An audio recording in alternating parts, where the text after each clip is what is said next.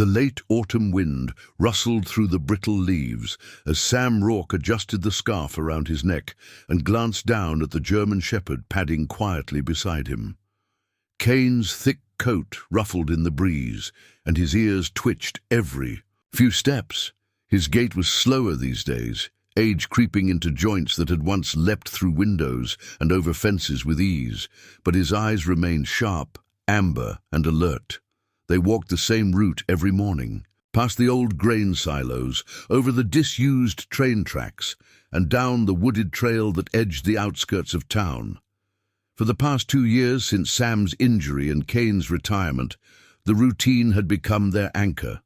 Predictable, safe. Sam hadn't worn a badge in 22 months, and the only gun he carried now was the dull ache in his hip that flared when the weather turned cold. But that morning, something shifted. Cain stopped dead on the path just before the trailhead. His muscles tensed beneath his sable coat, and a low, almost inaudible growl vibrated through his chest. Sam slowed. "What is it, boy?" Cain didn't move. His nose twitched, nostrils flaring as he sniffed the air with intent. Then he took 3 measured steps into the brush off the path, head low, tail rigid. It wasn't unusual for Cain to pick up a scent. Squirrels, raccoons, even the occasional fox. They all triggered that old instinct, but this was different. There was no excitement in his body, no chase. This was the posture he'd taken outside meth labs, bomb threats, murder scenes. Sam's spine stiffened. "Cain!" he said sharply, but the dog kept moving, slow and steady. With a grunt, Sam followed him, ignoring the twinge in his hip and the way the damp earth sucked at his boots. They hadn't come this way in over a year. Not since the land was sold, and the trail faded into a thicket of thorny underbrush and collapsed fencing. Cain navigated it with ease. 10 yards in, he stopped beside a tangle of rotted wooden boards. Sam's eyes scanned the area. A collapsed structure, maybe an old shed or hunting blind. Most of it was buried beneath years of leaf litter. Cain stood over the wreckage and barked. Once, short, urgent. Sam sighed, crouched, and pushed aside a board. The smell hit him first. Faint, metallic, earthy, blood. His stomach tightened. He cleared more of the debris and spotted something protruding from the soil beneath, a cracked, rusted belt buckle, and nearby, a small, fabric-wrapped bundle, half-rotted. He peeled it open, revealing the faded edges of a denim jacket and a shriveled, leathery object tucked inside the pocket. A wallet. His pulse quickened. Inside was a discolored driver's license, the image all but erased by time, but the name was just legible enough. Melissa Granger, age 17. Sam's breath caught. That name. He pulled out his phone and snapped a few photos, then looked back at Cain. The dog stood still, staring at him, chest rising and falling in steady rhythm. "Well, hell," Sam muttered, voice low. "What did you just find?" At the station, Detective Laura Neely leaned back in her chair, reading over the digital copy of the license Sam had sent. She didn't look up as he limped into the room with Cain trailing behind him. "You're not supposed to be working cases, Sam," she said without preamble. "You're on medical retirement." "I know," he said, pulling out the bagged remains of the wallet and jacket. "But this just fell into my lap," she glanced at Cain. "Or his nose." "That too." Laura leaned forward, brow furrowed. "You found this where?" "Backwoods off Hollis Trail. We used to take that route until last year when the fencing went up. Guess Cain remembered something I didn't. Hollis Trail." She typed into her system, fingers flying. "Melissa Granger, 17, went missing in 1998. Last seen leaving a party out by Ridgefield Lake. No body ever found. No suspects either. Case went cold around 2001. Sam nodded slowly. "I remember hearing about her. She was a year younger than my sister." Laura paused. "Which one, Emily?" "Yeah," he said quietly. "Emily." She softened. "I didn't realize you were connected." We weren't. Not really. But I remember how scared Emily was when Melissa vanished. That summer, girls didn't walk home alone anymore. My mom wouldn't even let Emily ride her bike past sundown. Laura turned back to her screen. It's a long shot, but with this and the remains you found, we might finally have something to reopen it. I want in. You're not a detective anymore, Sam, but I know how to follow a trail. So does Kane. Laura hesitated. Off the books, you help me dig. You get too close or go too far and I shut it down. Deal? Sam nodded. Deal. Kane let out a small huff like he approved. That night, Sam lay in bed, the silence of the house broken only by the rhythmic clicking of Kane's nails as he patrolled the halls. Always alert, always protecting. Sam stared at the ceiling. His thoughts drifted to Emily, his kid sister with the curly hair and fierce temper.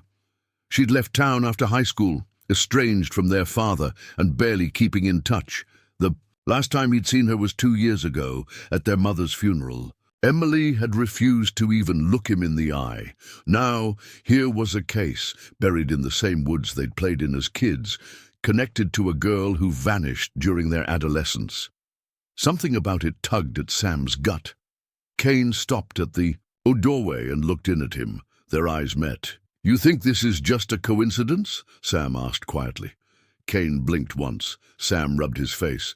"Yeah, me neither." The next morning, Sam and Kane returned to the site with gloves, tools, and a portable scanner Laura loaned him. The morning air was thick with fog, but Kane moved with purpose, zeroing in on the spot like he was following the ghost of a scent. They uncovered more fragments, buttons, bone fragments, even a shattered watch. Sam carefully bagged everything, taking photos from every angle. That's when Kane suddenly darted off. "Hey!" Sam shouted, stumbling after him.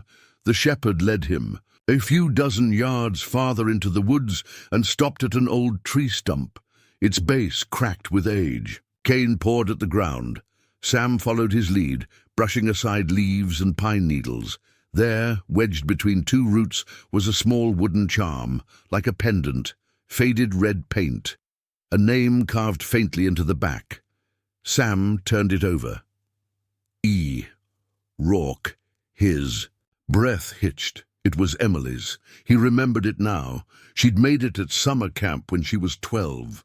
She wore it everywhere for a year before it fell off during one of their adventures. That had been the same summer Melissa Granger disappeared. Kane looked up at him, ears back. Sam crouched slowly, heart hammering. How had Emily's pendant ended up buried within yards of a dead girl's remains? The pendant sat on the kitchen table, like a relic pulled from a dream. Sam stared at it in silence, while Kane lay beside him, chin resting on his paws, eyes locked on his handler, like he could sense the storm brewing inside him. Sam hadn't told Laura about the charm. Not yet. He should have. It was protocol, a found item tied to a family member that could be linked to a decades-old crime scene. It screamed conflict of interest, but it also screamed something else, something louder and darker. Emily was there, and if she'd been there, had she seen something, or worse? Sam rubbed his temples, the memories of that long summer clawing their way back. Bonfires in the woods, the secret forts they built between the trees, Emily's laughter echoing through the branches. And now, this forgotten charm, lying beside the remains of a dead girl. A part of him wanted to believe it was just coincidence, but too much had gone quiet that year. Emily had changed, withdrawn, more fights with their father, more time spent alone in her room. What had she seen? Sam didn't sleep much that night. He took Kane out on another walk just past midnight, avoiding the trail this time, sticking to sidewalks and streetlights. But no matter how far they walked, he couldn't shake the weight of the pendant in his coat pocket. The next morning, Sam met with Laura at the station. Kane waited patiently outside in the Jeep, content to chew on the corner of an old tennis ball. Laura motioned him into a side room where the evidence from the site was spread out in labeled bags and trays. DNA tests are being expedited, she said, motioning to the bone fragments. "They'll tell us if it's really Melissa, but given the license, the jacket, and the approximate age, I'd bet on it." Sam nodded. "Any idea what killed her?" "Too early to say. The body's too decomposed for an easy answer. No obvious trauma to the bones we've recovered." He scanned the table, eyes landing on the rusted belt buckle again. She was fully clothed, mostly. Some of the fabric was degraded, but the jacket, shirt, and belt were intact. Sam hesitated. Could have been staged, dressed post-mortem. Laura raised an eyebrow. "You thinking homicide?" "I'm thinking she didn't get there by herself." She sighed, folding her arms. "We'll know more after the autopsy." Meanwhile, I pulled the case files from 1998.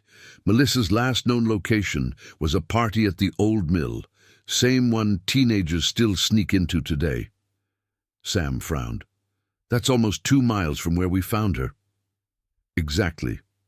If she left the party and ended up in those woods, someone either lured her or took her by force." Sam reached for the manila folder she slid across the table and flipped it open. Grainy photos, handwritten witness statements, newspaper clippings. A face stared up at him. Melissa, dark hair framing a smile that looked almost too confident. "For 17, she looks like Emily," he murmured. Laura glanced up. "You think she knew your sister?" "They went to the same school, same grade. They had a couple of classes together, I think. Then we should talk to Emily." Sam stiffened. "We haven't spoken in over a year, not since Mom's funeral. And even then, she made it clear she wanted nothing to do with this town. Maybe she's changed her mind." He shook his head. "Even if I did find her, I doubt she'd say anything useful." Laura studied him carefully. "You think she's hiding something?" "I don't know, but I found something else in the woods." He hesitated. "Something of hers?" She raised a brow. "You didn't report it." "I wasn't sure it was connected until now. Just a charm necklace she lost when we were kids. It was buried less than 50 feet from the remains." Laura stared at him for a long moment, then nodded slowly. "That's enough for me to open a conversation." Sam's stomach twisted. If she was there that night, then she might be the only living witness. Later that afternoon, Sam dug up a dusty shoebox from the top shelf of his closet. Inside were old family photos, school papers, and a few frayed friendship bracelets Emily had once woven and insisted he wear until they broke. He hadn't opened the box since the funeral. Buried at the bottom, under a yellowing stack of birthday cards, he found a school yearbook from 1998. Melissa's name was in it. Junior class, page 27. He turned to it. Melissa Granger. Never Stop Smiling. Theater club. Yearbook committee. She was in the same row as Emily. His finger traced down the page. There was Emily, all braces and wide eyes, her hair pulled into a tight ponytail. They'd stood inches apart in that photo. Yet Emily had never once mentioned knowing her, never talked about Melissa after she went missing. Had she buried it, the way people bury trauma? Or was it guilt? Sam flipped the book closed and dialed the only number he had for her. It rang 3 times before a robotic voice answered. "The number you are trying to reach is no longer in service." Of course. He sat on the edge of the bed, the yearbook still in his lap. Kane padded over and rested his chin on Sam's knee. "I need to find her, buddy," Sam said quietly. Kane blinked. Sam's next stop was the only person who might still be in contact with Emily, his estranged father, Leonard Rourke. They hadn't spoken in nearly a decade, and Sam wasn't thrilled about the reunion. The old man lived alone in a single-story ranch on the edge of town, same house Sam had grown up in. Kane waited in the back seat while Sam knocked on the door. It creaked open after a long pause, revealing Leonard, grey and hunched, a glass of something amber in hand. "Sam," he said, voice raspier than Sam remembered. "Didn't expect to. See you. I need to talk to Emily." Leonard snorted and opened the door wider. Good luck. I haven't heard from her since the funeral. Do you know where she went? No. She left in a hurry. Said she never wanted to come back. He took a long sip. Can't blame her. Sam stepped inside. The place smelled like dust and old newspapers. I'm working a case, Sam said slowly. A cold one. Oh? Leonard raised an eyebrow. Didn't know you were still playing cop. Sam ignored the jab. It's about Melissa Granger. The glass froze halfway to Leonard's mouth. Sam watched him. You remember her? I remember the whole damn town going crazy when she disappeared. Kids getting questioned, rumors flying around. Emily's necklace was found at the same site as the body. Leonard set the glass down. You're saying your sister was there? I don't know. That's why I need to find her. Leonard rubbed his jaw. She had nightmares after that summer. Wouldn't go near the woods, but she never told me why. Maybe she didn't want to remember. Or maybe she knew something, Leonard said darkly. That's what scared me the most. Sam felt the words settle in his chest like ice. She left you a box, Leonard added. Said if you ever came looking, I should give it to you. He shuffled to the hall closet and returned with a small square box, plain, unmarked. Sam opened it slowly. Inside was a single photograph. Melissa and Emily, smiling, arms around each. The back was labeled July 1998, Ridgefield Lake, 1 week before. Sam felt the breath leave his body. They were friends, he whispered. Leonard looked away. Or whatever happened back then, your sister carried it like a curse. Sam closed the box and stood. I have to find her. She's in Chicago, Leonard said suddenly. Last I heard. Sam paused. How do you know? Leonard gave him a tired look. She may have hated me, but she still wrote your mother letters. I read the return address after she died. Sam's jaw tightened. You never told me? You never asked. Back at home, Sam punched Chicago into his laptop, searching for Emily Rourke. There were a few hits. A bookstore in Wicker, Park, a blog, a couple of social media accounts that hadn't been updated in years. But there was one recent post, a local art exhibit tagged with her name, just last week. He leaned back in his chair, mind racing. If she was still in Chicago, he could reach her, face to face. He glanced down at Kane, now dozing by the door. You up for a road trip? Kane's ears perked. Chicago buzzed with its usual blend of chaos and indifference. Skyscrapers loomed over narrow alleys, and Sam felt like a stranger, beneath the city's ever-moving current. But Kane stayed close at his heel, a steadying presence among the noise. They'd followed the trail of Emily's name through art exhibits, small bookstore appearances, and blog posts. After 2 days of dead ends and cold shoulders, Sam finally found her name listed for a local book reading, Memory and the Art of Letting Go, scheduled for that evening in a tucked-away corner of Lincoln Park. The irony wasn't lost on him. He waited until the event ended before approaching. Emily hadn't seen him yet. She was standing in the back, talking to an older woman about grief journals and healing rituals. Her hair was shorter now, chin-length and dyed a darker shade. But her posture hadn't changed. Neither had the shadow in her eyes. When their eyes finally met, her smile faltered. Sam? He nodded. Hey, Em. She blinked, visibly unsettled. What are you doing here? He glanced at the crowd still mingling behind her. Can we talk? Somewhere quiet? She hesitated, then motioned toward the street. There's a diner around the corner. The booth was cracked vinyl, and the coffee was burnt. Still, it was the first time they'd sat face to face in over a year. Kane lay beside the table, ever watchful. Emily stirred her coffee, avoiding his eyes. I thought you hated the city, she said. I don't hate it. Just never belonged to me. She looked up at him. Why are you here? Sam reached into his coat pocket and laid the pendant on the table.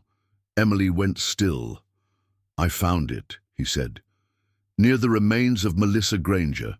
Her body was discovered 2 weeks ago, buried deep in the Ridgefield woods. DNA confirmed it yesterday. Emily's hand trembled as she reached for the charm.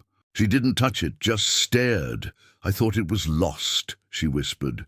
"You were there," Sam said quietly. She didn't deny it. "I need to know what happened."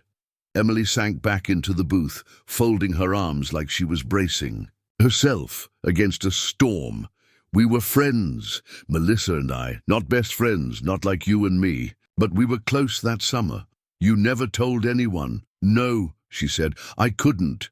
"Why not?" She hesitated. "Because I saw what happened, and I was afraid." Sam leaned in. "Tell me." It poured out in a slow, choked stream of memory and regret. That summer, Emily and Melissa had spent more and more time together, walking through the woods, sneaking out at night, smoking clove cigarettes behind the school. Melissa had secrets. Secrets about people in town. About someone who had hurt her. A man she said had followed her after the party at the old mill. "She told me she was being watched," Emily said, voice tight, "that someone from the school was obsessed with her. She said if anything happened to her, I should tell the police. She gave me that pendant and told me to hold on to it." Sam's hands clenched into fists beneath the table. Emily looked away. "The night she disappeared, we were supposed to meet at the woods near the lake. But I got there late. I saw her arguing with someone near the tree line. It was dark, but I recognized the voice." She looked up at Sam. "It was Coach Brannan." Sam blinked. "The football coach?" Emily nodded. "He was in his 30s then, big. He used to flirt with girls. Everyone thought it was harmless." Sam sat back, stunned. "He grabbed her," Emily whispered. "Shoved her down. I was too scared to scream. I ran home and told no one. Not Mom, not Dad. I thought maybe she'd just left. I wanted to believe that." "But you knew." Emily nodded, tears brimming. "I buried the charm where we met. I couldn't keep it. It felt like guilt wrapped around my neck." Sam stared at her. "You could have stopped him." "I was 15, Sam," she snapped. "And he was a man, a respected man. What would they have done? Believe me over him?" Silence stretched between them. Finally Sam stood. "Come back with me. Tell the police." "I can't." "You have to." Emily shook her head. "There's no evidence, just my word, 27 years too late." "Your word is enough to open an investigation." Emily flinched at his intensity. Kane lifted his head, sensing the tension. "He's still out there," Sam said, "living free while Melissa's bones rot in the dirt. You can't run from that." She looked down, ashamed. "I didn't know where to run anymore." They drove back to Ridgefield the next morning. Kane curled in the back seat, while Sam and Emily exchanged little more than silent glances. It wasn't comfortable, but it was progress. Laura met them at the station and took Emily's statement personally. The pieces began to align. Coach Brannan had left town the same year Melissa vanished. A sudden retirement. He'd resurfaced. In Michigan, under a new last name. No charges, no suspicion. Until now. When Laura issued a warrant and coordinated with state authorities, they found him working at a youth rehab center. Living quietly, married, 2 kids. He didn't deny knowing Melissa, but when confronted with Emily's statement, his demeanor cracked. It took less than an hour for him to confess. He claimed it was an accident, that Melissa had overreacted when he made a pass, that she'd tripped, hit her head. He buried her to protect his future. Laura didn't buy a word of it. 2 weeks later, Sam and Emily stood at the edge of Ridgefield Cemetery, watching as Melissa's remains were finally laid to rest. The town had come together for a vigil, candles flickering like 1,000 apologies. Emily clutched the pendant in her fist. "I still dream about her," she said. Sam nodded. "She stayed with you for a reason." Kane sat between them, ever present, a silent guardian. "You think she forgave me?" Emily asked. She wouldn't have left you the charm if she hadn't. Emily turned to him. You found her. You brought her home. I didn't, Sam said. He looked down at Cain, who gazed back with steady, loyal eyes. We did. That night, back at the house, Sam sat on the porch, watching the stars blink into view. Emily was inside, talking softly with Laura, about therapy, about the possibility of moving back for good. There was healing left to do. Cain sat beside him, ears perked toward the wind. Sam reached down and scratched behind his ears. We did good, partner. Cain let out a low, contented woof. The ghosts of the past had finally been laid to rest. But in the quiet between heartbeats, in the bond between man and dog, justice had howled and been heard.